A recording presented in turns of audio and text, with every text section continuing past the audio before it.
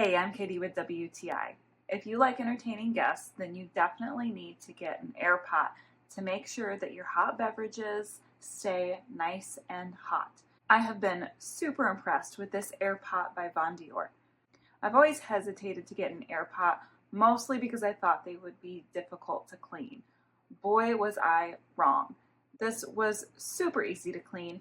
It came with a brush that swivels so you can get the inside nice and scrubbed out. The lid opens up very easily, and it even has a little buckle on the back so that you can completely remove the lid and get inside. But beyond keeping it clean, I was even more impressed by how hot it kept the coffee.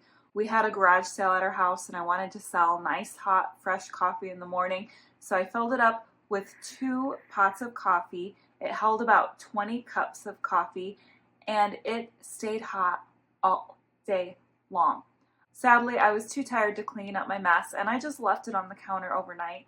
But when I came down that morning, I really wanted to see how hot the coffee still was. It wasn't steaming hot, but it was definitely at a drinkable warm temperature that even warmed my mug up.